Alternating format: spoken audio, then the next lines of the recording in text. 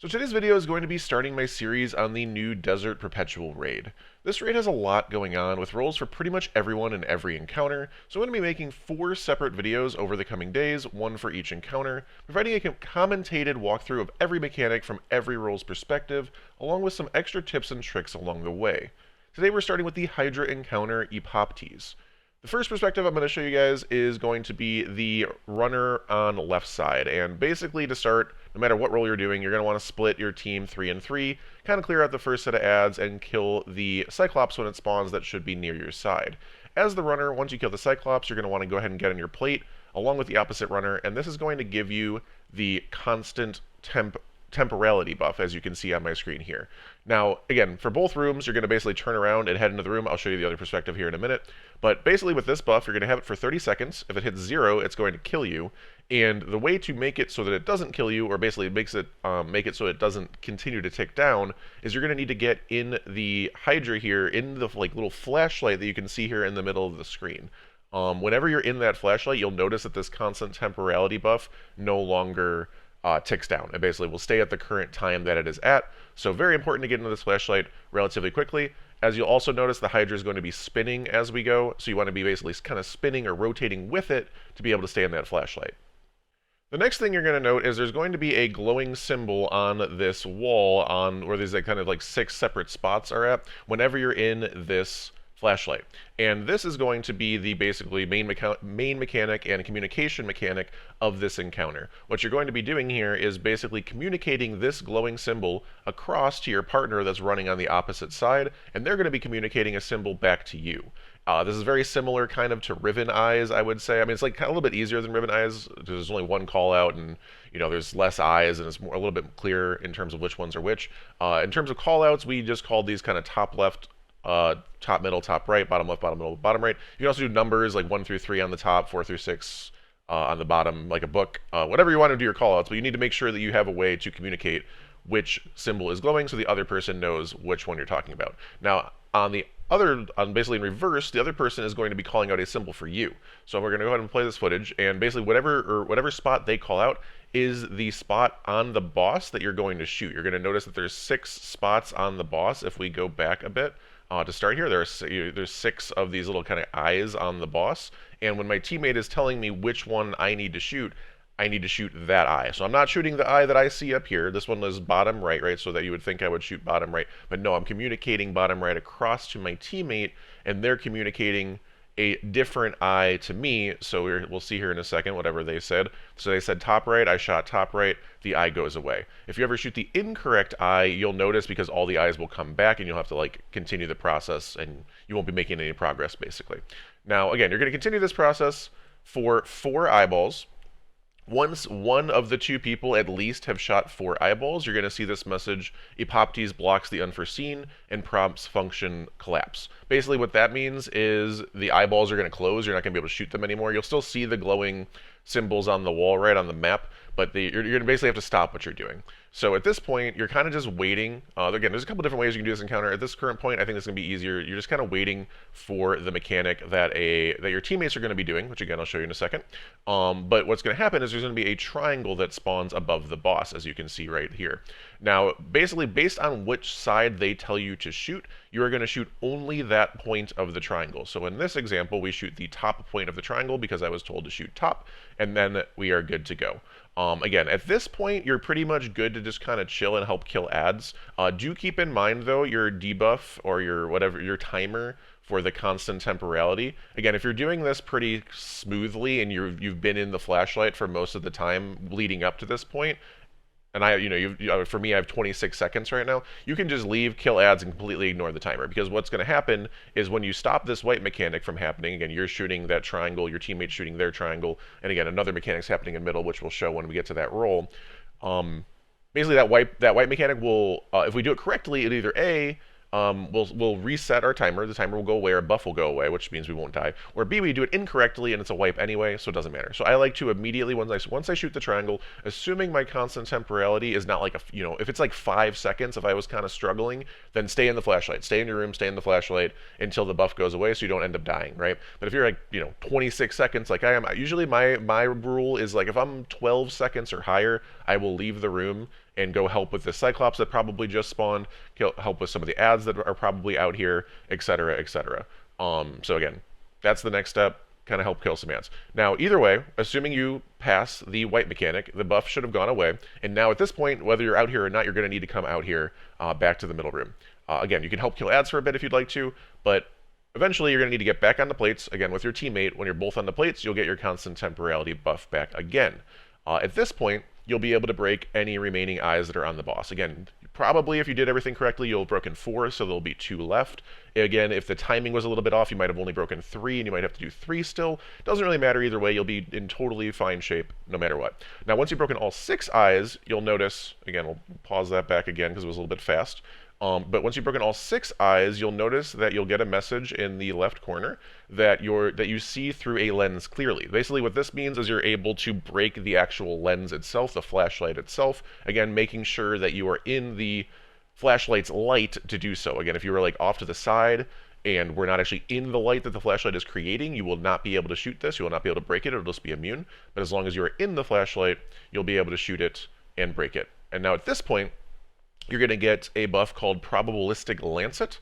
That is going to allow you to come to middle and basically break one of the shields on the boss. Same exact thing we just did. Get in the flashlight, shoot the actual flashlight itself. That's going to break the shield. Your teammate's going to be doing the exact same thing on the other side, and you're good to go. So let's go ahead and show the right player runner perspective. Again, same exact idea as the left side. To start, you're just killing ads until the Cyclops spawns, help kill the Cyclops, etc. You notice me kind of shooting a couple different doors there. On this right side, you'll have 3 doorways. The right side doorway doesn't actually lead to anything. With the left and middle doorways, both head actually to the main room where you're doing the mechanic. Definitely go through the middle doorway, the one right behind the plate, as you can see here. This is going to make it a lot easier, as right as you come into the room, you should already basically be in the flashlight, and you're going to be able to see your little map that shows the glowing symbol that you need right away, rather than trying to like chase it from the left doorway. I noticed this right away. This is a very, very big deal. It makes your job and life a lot easier. But again, same exact good idea and mechanic here. You want to stay in the flashlight as much as you can. You're calling out the symbol to your teammate, and they're calling out your symbol. Again, notice that if I'm not keeping up with the flashlight and I try to shoot the eyeball, you are going to end up you're going to end up not being able to do so. It's going to be immune, right? So now this, I will say this side is a little bit trickier in terms of just like, there's a hole in the middle, so keep that in mind. Don't fall down the pit in the center. That corner that I was just kind of in, the back left corner of the room, which I'll back up here again, basically not this corner, but the corner we're kind of heading towards, this one right here. You can either do what I do, like, so I just kind of stay here, try to get this last shot, and you can go around this little barrel, or you can also go above on the platform. It kind of depends on whether or not you're getting shot by the boss a lot. Again, if you can go above, you're going to stay in the light a little bit more. You're going to be able to kind of shoot stuff, but you may be getting kind of just bombarded by the boss. Staying down below will allow you to stay a little bit safer. But again, same exact idea here. Once you've shot 4, or at least one of you have shot 4, the triangle will spawn, and the people in the middle are going to need to tell you which part of the triangle to shoot. Now, keep in mind, and this is true for both sides. We're going to back this up a second. The triangle is, it's a triangle, obviously. But the important thing to think about right here, right, is this triangle right now.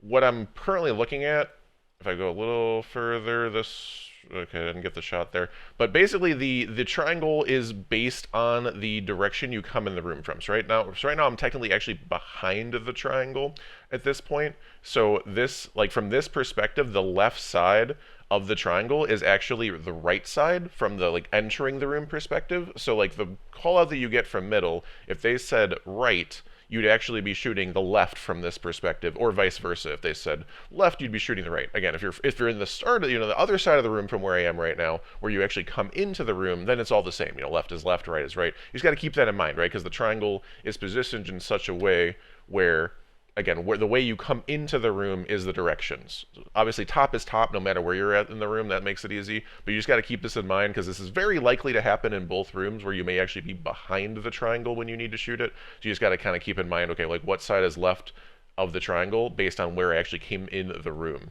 So very much keep that in mind. But again, same exact idea. As long as you're in the flashlight, once you get that call out, you can go ahead and shoot the triangle, and that's going to stop, at least do your part of stopping the white mechanic. So again, here you see me shoot the top, and again, at this point, you go back to middle, and you'll be able to, again, help kill any adds if you need to, and get back on the plates to get your buff back. Again, just like on the other side, once you have your buff back, you're going to go back into your room, do the final two eyeballs on the boss's shield, and then make sure you shoot the center of the shield to break the shield itself and give you that buff that you're going to need in order to break the shield in center to start damage phase. One other tip just for this area is, again, you can kind of see me slowing down in a few places. Like, it's not a super rush, so definitely play your life. Make sure you're not falling into any holes or anything. If you need to shoot adds for a second, that's fine. Again, this cyclical temporality buff, it's a timer, but it's like, again, if you're as long as you're doing relatively well with it, you're not like out of the thing for like a long time, you'll notice that the debuff never gets super duper low, so you have a lot more time than you think. Now, really quick, I'm just going to go over like part of basically the ad clear person's job. Obviously, they're going to be killing ads. The way we have it set up, at least, we have one person kind of hanging out on the left side, one person hanging out on the right side. Again, your main job is to slay out everything you possibly can, keeping in mind that the Cyclops, if and when it spawns, which the Cyclops seem to spawn on timers, that's kind of your #1 priority. You definitely want to be making sure that those are dead. Do note that when those Cyclopses are up, if I didn't mention it in the other roles, which I definitely should have, but while those Cyclopses are up, you're not going to be able to grab the buffs on the plates that we've been talking about. So, you know, if you're role is to grab the buff, then you need to be helping with the Cyclops as well, because so you can actually get it. And these ad clears, again, your job is to get those down and make sure that they are dead quickly, so that you can allow your, you know, main mechanic players to be able to do their jobs as fast as possible. Now, keep in mind, again, ad clear, people talk about it all the time. This encounter, like, it's a pretty dense encounter. I believe people have been saying it's -10 or -20 for this raid, even on normal. So like things hit pretty hard. Things are like at least somewhat a little bit tanky, depending, you know, if they're beefier enemies a lot too. So you really want to bring a solid ad clear setup and loadout for whatever class you're running if you are going to be on the ad clear team, and definitely have some ways to survive, whether it be devour, heal clip, restoration, etc., etc., etc. You know, you want to have something that allows you to kind of continue to heal yourself over time multiple times, because you're going to be bombarded by ads a lot. Again, I still love my Getaway Artist Prismatic build for this. It's great at anything that has like very high ad density, especially when it's so kind of packed like it is, where there's a lot of like ads like kind of close together and close to you. It works even that much better. You did notice there that I did go on the plate for a second as this person. I was just kind of testing something. Basically for that, as the ad clear, you can technically go grab the buff with your teammates, especially for the middle section that I'm going to explain next, and you can potentially be there as like a backup in case something were to go wrong. I don't think that's not really part of your main job description. I'm not really going to refer to it here, but just a tip or an idea once you kind of get maybe higher knowledge of this encounter to like maybe throw in. Again, I haven't like really decided if I want that to be something that we're going to do for runs, but again, your main job is just slay out. Now let's look at the perspective of a middle mechanic person. This is basically going to entail, again, same start, you're going to be helping to kill ads on one of the sides at the start of the round, and once the Cyclops spawns, you can go ahead and help kill that. Basically, at the point where you kill the Cyclops and your two runners get on the plates and get their buffs and go in the rooms, you are going to be heading in the room with your runner. Your job at the start here is really just kill the ads that are going to be in there. So there should just be some harpies, a few harpies to help kill them, again, since the runners, as you saw from their perspective, are very focused on making sure they're in the right position and kind of looking at the boss and potentially getting hit by the boss. They don't have a lot of time to kill these ads. Again, can they technically kill some of them? Yes. Can they like do okay with that? Yes. But again, your job is just make their job easier.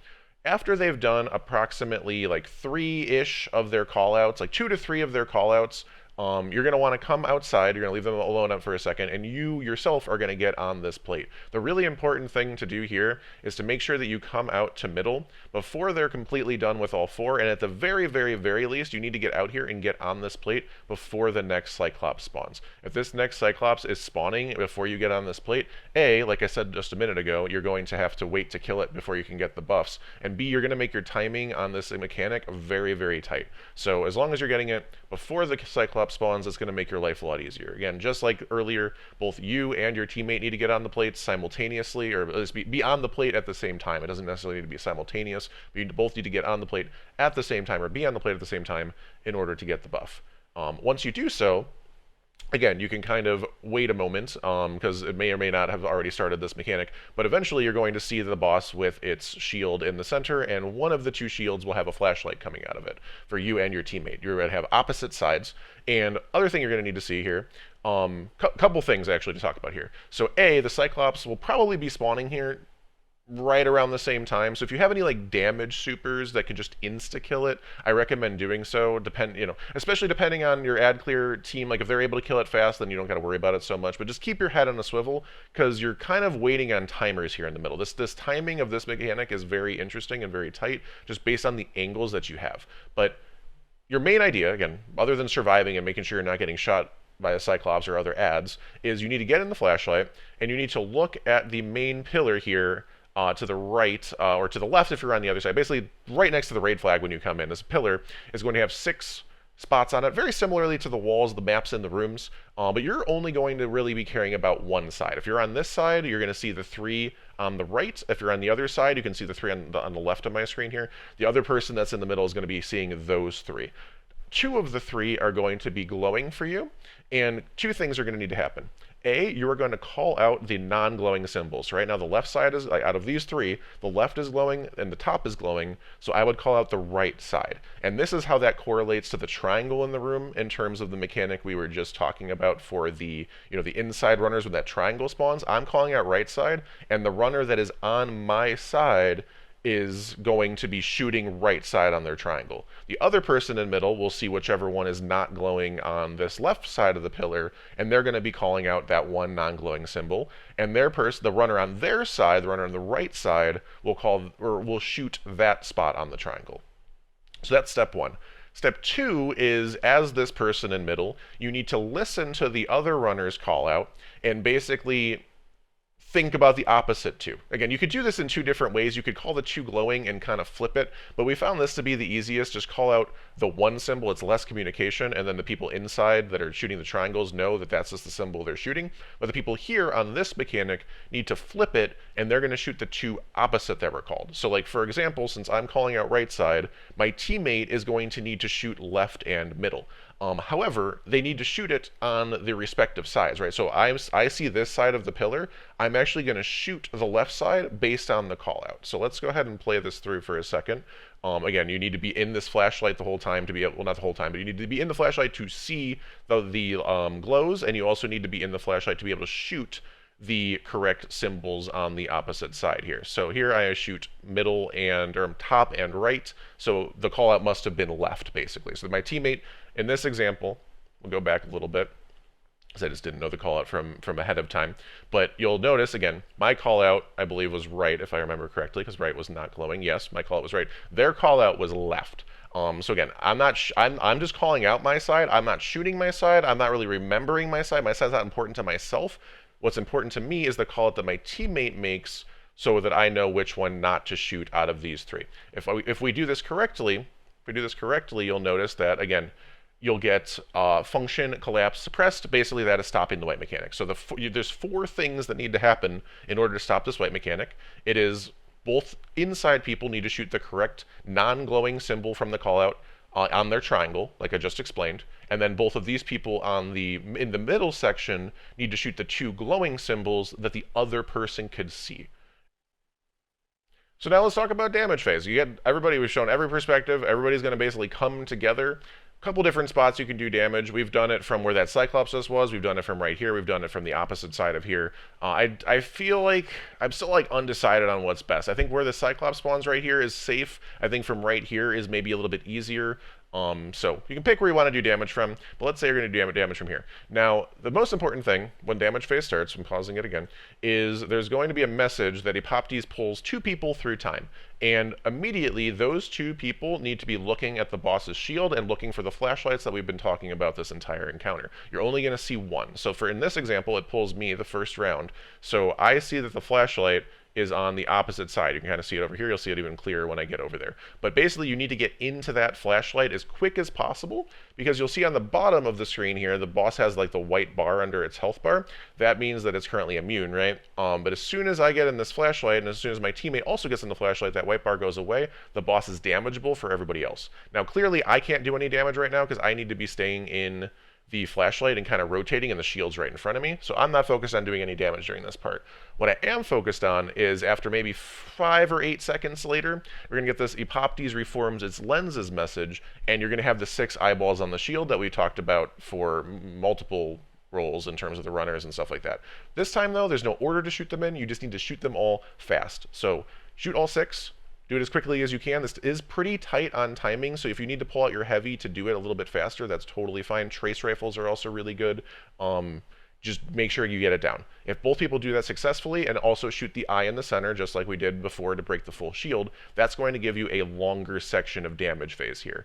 Now, again, eventually the boss is going to put the shields back up. 2 new people are going to be pulled through time. Really important here, while you're kind of waiting for them to get in position, turn around, kill some ads. You can't be doing damage anyway until they're unimmune, or until the boss is unimmune, so go ahead and kill some ads, take your time, use it efficiently, because otherwise you're going to be in some danger, 100%. You can also do kind of what I'm doing here as the shield's trying to go down and kind of rotate. You'll notice if we do not get all of the eyes and we do not get the shield down, the boss immediately goes back immune and picks 2 new people as well. So that's kind of the punish. It's both a punishment mechanic or like a benefit mechanic, depending on how you want to look at it, in terms of like, as long as both people are in their light bulbs or in their flashlights, you can be doing damage, but you get that really extended 10+ second damage phase when you successfully do the mechanic on both sides. So like, if it's really important to do both, like if you mess up like once or twice across the team over damage phases, it's fine. Like this was still a 2 phase. It was a little bit of a tight 2 phase, even though I think we messed up a couple times in both the damage phases. But really, again, 2 most important things are get in the lenses as fast as you possibly can, because that at least gives you some damage phase, plus puts you in position that you need to be to actually shoot the eyeballs, and then B, obviously, shoot the eyeballs. But that part is definitely harder. It's going to take more time for people to kind of get used to. But all 6 people are going to get picked, so the last 2 people will get picked at the end here. Again, while you're kind of waiting for the boss's shield to be unimmune, turn around, kill a few ads. Then you can turn back around, do damage again. You can still see the shields up right now before the lenses come up. You can do damage during this part. As long as your teammates are in the flashlights, you can do damage this whole time, even while waiting for like the quote-unquote like extended damage phase where there's no shields, which obviously when there's no shields, it's a lot easier because then you don't have to worry about the shield rotating in front of you. But again, dude, as long as you see that boss shield not immune on that bottom of your screen, again, big point here is to be paying attention to the bottom of your screen. You see this big long white bar, that means the boss is immune. You see as soon as it goes away, the boss is damageable. So that's kind of what you want to be looking at. Again, you can also just like tap the boss and see if it's immune, but I think that's the easiest way to notice is just watching that bottom just above its name. When it comes up as that white bar, you know it's immune. When it goes away, you know it's damageable. I think that's my #1 tip for that. But again, other than that, you're just shooting the boss like crazy, hopefully until it dies. In terms of damage, loadouts, Thunderlord works really well here. I know I haven't tried it yet on this boss, but Outbreak seems to be really good for pretty much every boss in this raid. Lord of Wolves can also absolutely work. You definitely want a lot of damage supers. Wells are obviously helpful. Small barricades in terms of resistance is really helpful. Having some sort of a debuff. I was running Fellwinter's Helm, but like Tractor Cannon obviously works well. You can even use a Tether. All that type of stuff, going to be really good. Going to get you through to kill the Hydra boss. And that's all for today. I hope this video was helpful, and be on the lookout for very similar videos over the next couple days for the remaining 3 encounters. If you do have any feedback in terms of how I created this video that you'd like to see in those other 3 videos, definitely let me know in the comments below. Hopefully let me know quickly, because I'm going to be making these videos pretty quickly, but I will try to incorporate it if I can. And as always, thank you so much for watching, and have a wonderful day.